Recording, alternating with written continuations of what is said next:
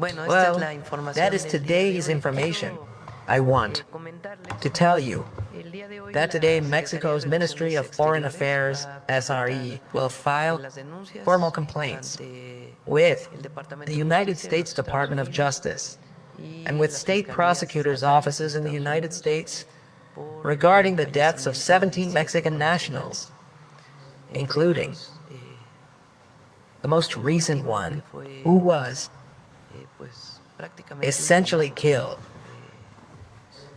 An investigation is being carried out by the city of Houston, and we also understand that the United States government itself is doing so. Foreign Minister Roberto Velasco spoke with the ambassador ahead of this filing in the United States and informed him of what we are going to do to defend Mexicans in the United States. He was very understanding of our concern about alleged human rights violations against Mexicans in detention centers, and also about 3 Mexicans who have died in Ley's operations. So, we are going to do this, and I believe this is an issue not only for the government of Mexico. I call on all political parties and all of Mexican society, all Mexicans, to stand in solidarity with our compatriots in the United States. I do not think anyone finds this situation acceptable. So I call on the Congress of the Union and the Permanent Commission, and on all political parties, all without exception, to also submit a request for information and to express our rejection of the violation of the human rights of Mexicans in the United States. And I also call on everyone who wishes to do so, because from my perspective, this is not only a matter for the government of Mexico, although we do have a responsibility to demand the preservation of life and the protection of the human rights of Mexicans everywhere in the world, and particularly in the United States. It is a matter for all Mexicans. So I am making this call, and I hope they will be receptive to all of us speaking out in defense of Mexicans abroad. Well, this is another issue I wanted to raise.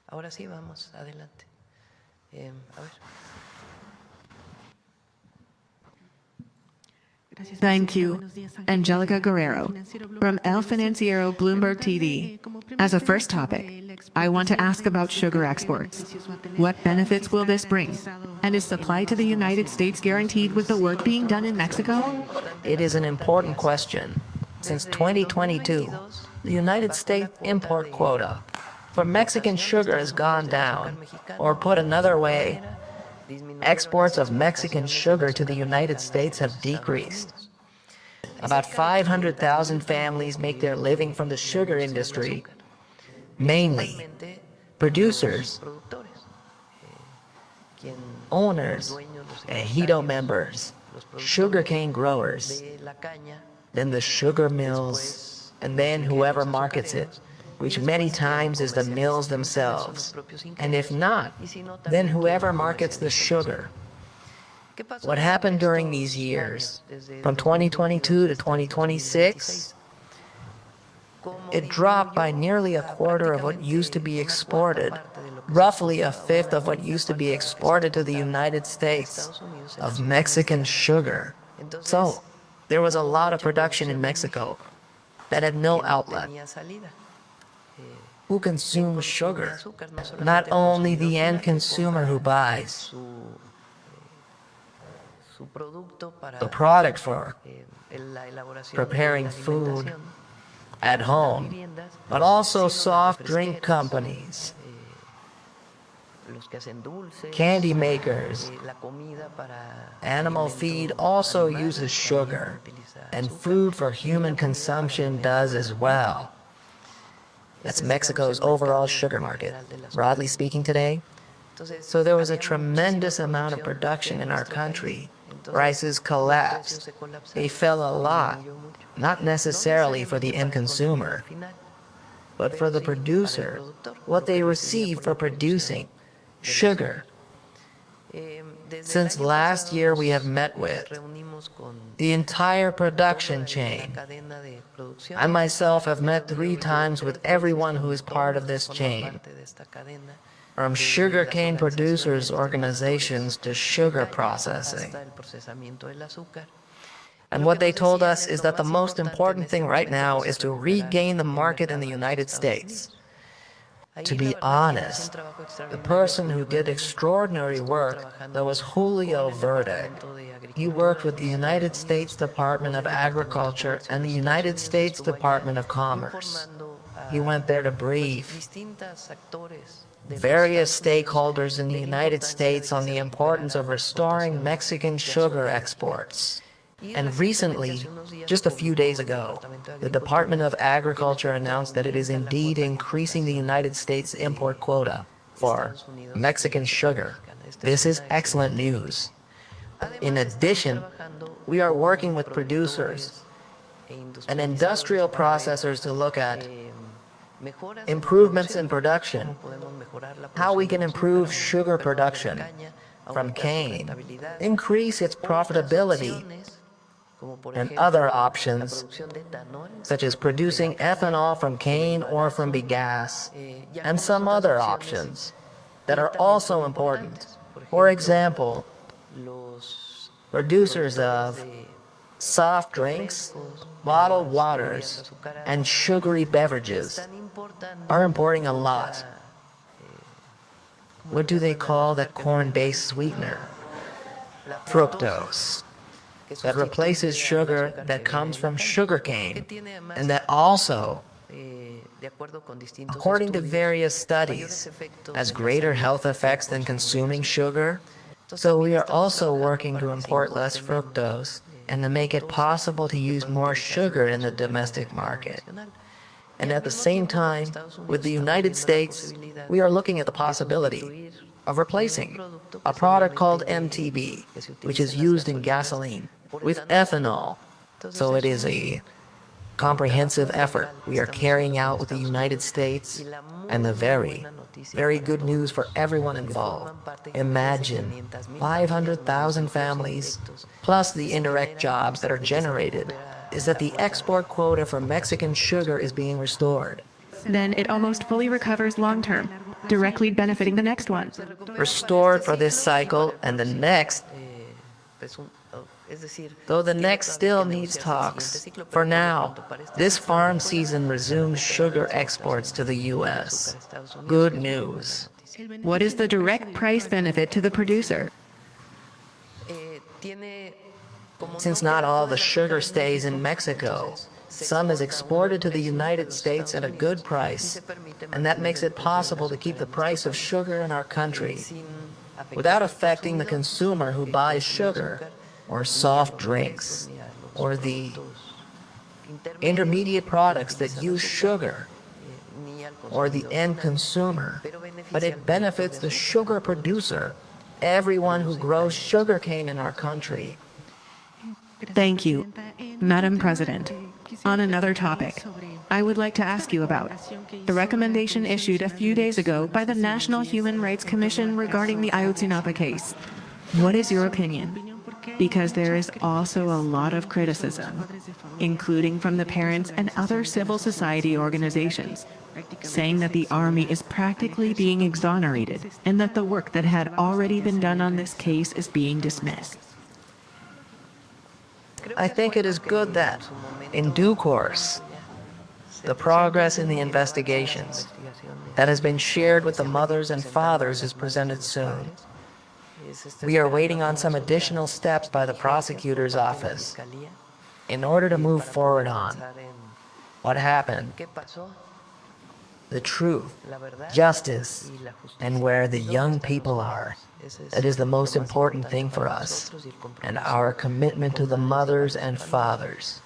Regarding the National Human Rights Commission's publication, We did not have it in hand. We didn't know they were working on this process. As soon as it was published, I asked the Ministry of the Interior to conduct an exhaustive review of the report, and also so that we could present our opinion on this approach, which is an investigation the Human Rights Commission has been carrying out for some time now. It is not recent. Do you have any opinion on what we have seen so far? Any message for the parents and these organizations? They know we are working on it.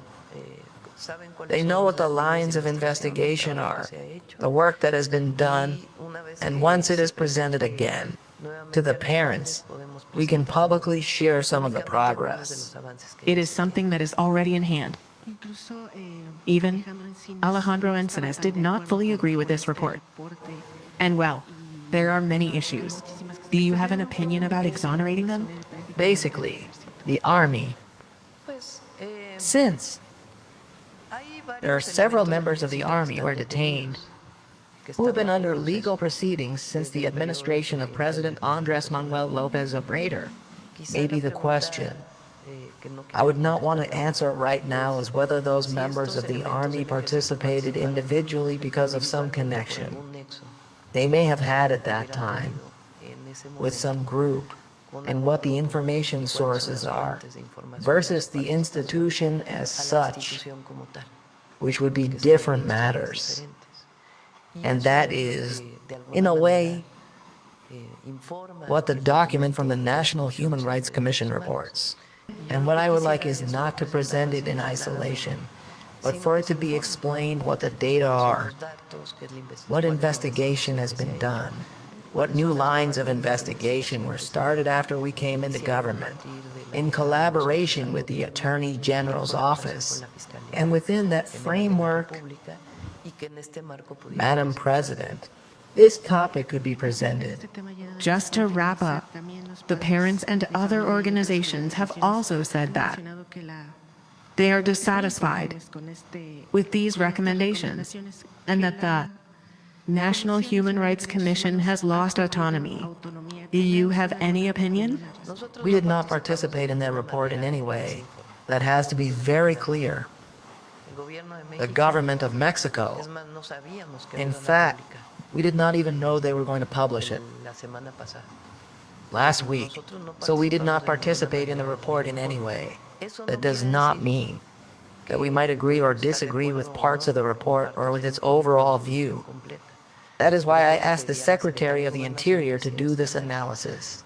What is most important for us is, obviously, solidarity with the mothers and fathers, and to clarify this, which is a wound not only for the mothers and fathers of the 43 Ayotzinapa students, but for Mexico, to clarify what happened, how it happened, the truth, justice, and also to find the young people from Tsunami. Thank you, Madam President. And finally, one last topic about the latest statements by former Ambassador Ken Salazar. He has given some interviews. Do you have any opinion? He also mentions that he tried to contact former President Lopez Obrador repeatedly, but that in some cases he no longer got a response. Well, several interesting points in interview. No, I have not finished watching it. To be frank, they gave me, yesterday, the complete document, the transcript of the interview, so I could review it, but there are some very interesting points. For example, he says he had no indication that the governor of Sinaloa might be involved in any criminal link. He also says that he respects President Andres Manuel Lopez Obrador a great deal, and that he likewise had no indication, nothing that could have suggested that there was any protection by the government of Mexico during President Lopez Obrador's 6-year term of any criminal group, according to the former ambassador. And on the topic, directly, of the case of the plane that carried these two criminals, the United States has a version that contradicts the version presented through. The display of this aircraft at a fair, as if it had been an FBI operation. So there is a contradiction there that we explained very clearly last week, and it has to continue to be investigated. And that is why the prosecutor's office is in this process. But what he says about the governor of Sinaloa and about President Andres Manuel Lopez Obrador and his government is very interesting. So, it is important that everyone listen to this interview because it has nothing to do with what the opposition and many of our adversaries are saying now and said before about ties or about a so-called narco government. As the ambassador puts it, the former ambassador is clearly saying he had no knowledge. And we all know, because it was public, that after the plane episode, the president publicly said, "We are putting the relationship with the ambassador on pause because of the interference the United States could have had at that moment in that incident, because it is serious that there could have been interference beyond the arrest of the criminals, and as I raised on Friday, that they might have reached an agreement with one part of a criminal group against another, and that always leads to more violence. It would have been different if it had been carried out together with the government of Mexico. But the former ambassador's interview is interesting. Is your government, for example, in agreement with the statements he made? It is not about whether we agree or disagree. It is what he says, and we take it as such. And it is important that everyone listen to him, so they know the former ambassador's opinion about President Andres Manuel Lopez Obrador's government. Because a few weeks ago, a newspaper published in Reforma only part of the book where it said that a businessman had told him he was worried about the arrest of El Mayo Zambada. And then he says in the interview, "No, well, that was something someone said, but I have no proof. And I also have no proof of any involvement by the governor of the state of Sinaloa, who was on leave." He says it clearly. So, was he the former ambassador during President Lopez Obrador's term, or the ambassador during President Lopez Obrador's term? Thank you, President. Let us go to this side. Let us see. A colleague with glasses in the first, second, third, fourth row. Thanks. Sorry, forgot name. Alejandro Ailman from Diario Plaza, Juarez, and Enlace de Mex-America. Following up on this point, from the former ambassador, I would like to ask you for a comment about the death last week. Well, the passing of Muñoz Ledo. Muñoz Ledo said, and this came up in the Senate during the debate, that during a meeting of the COPL, he said Lopez Obrador is a complete figure, but he also said that Lopez Obrador had made a pact with criminals, and he even warned him that such a pact cannot be transactional. It cannot be expected to carry on across administrations. Finally, I think that Senate session where Muñoz Ledo was remembered also brought back a figure who is very controversial, who was on the left at times, and who had a final period that was very controversial with the 4T. Well, not against the 4T, with President Obrador, from the issue of Zaldivar, the famous transitory provision that would have extended his term, and the fact that he was not allowed to continue as a legislator in the final part of his life. What do you think of this politician's actions, madam? Thanks. It is very difficult to speak about a person who has already passed away. One must always have respect for people who have died, because in any case he would have no way to defend himself against an opinion I might express. The truth is that he was president of the Chamber of Deputies at one point. He wanted to extend his presidency. He was allowed to. He was upset. And from then on, he began to have differences. It seems to me that his most recent statements spoke more from anger. He also wanted to be an ambassador. In the end, he was not an ambassador. More from anger than from any evidence he might have had. President Lopez Obrador's government had no ties to organized crime, and neither do we. We act consistently, with a vision different from that of previous governments. Within the law, making arrests backed by investigation case files. And the proof is in the arrests that took place during President Lopez Obrador's term and the ones we have made. We do not make criminal pacts with anyone, neither with common criminals nor with organized crime, nor with white-collar criminals as happened in the past. And even the former ambassador says that he had no evidence at the time. And that, as for us, we neither cover for anyone nor make criminal pacts with any group, and the people know that. Thank you, President. On a second issue related to this, we could say this escalation, this new way the Mexican government is approaching the defense of Mexicans, expanding it, because there are now several levels. It's not only a diplomatic matter, but now it escalates to the level of state prosecutors' offices. It escalates to the level of a trade lawsuit. In short, this is marking a change in the Mexico-United States relationship, a change that doesn't. It doesn't mark any change. I believe it is the duty of any government to defend its nationals abroad. It doesn't create a situation in which we want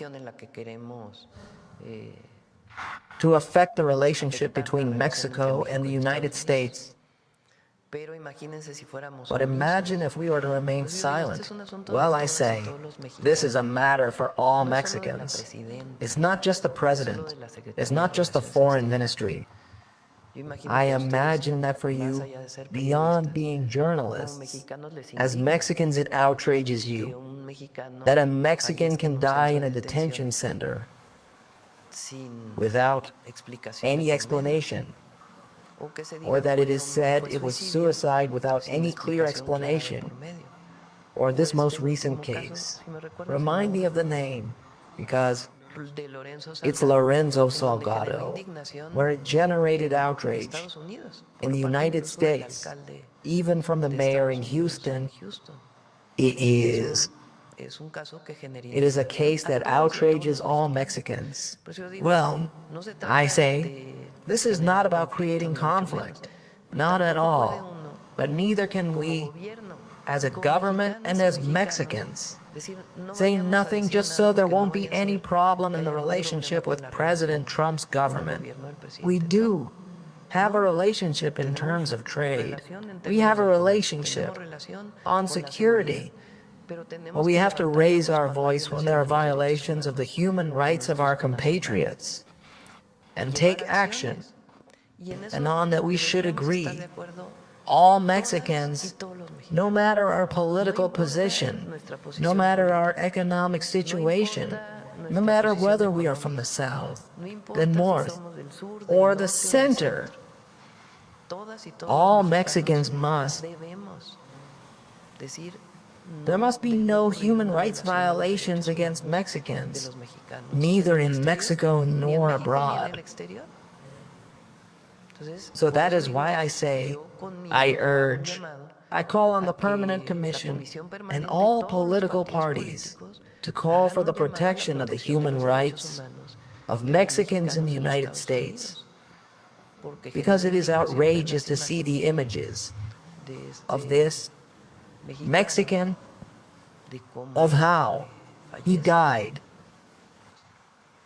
So we can't just keep going with diplomatic letters that haven't produced results.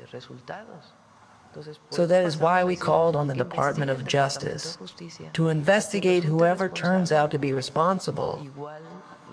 Likewise, the state justice departments or state prosecutors' offices where these events occurred, and also the letter to the United Nations High Commissioner for Human Rights, also asking for their intervention in this case. That should not have to harm the relationship with the U.S. government. And here there really should be unity among all Mexicans. There may be many things we disagree on, but I don't see why. Protecting Mexicans abroad should not be something that unites us. That's why I am making this call. Anyone who does not want to sign this call should, in any case, explain why.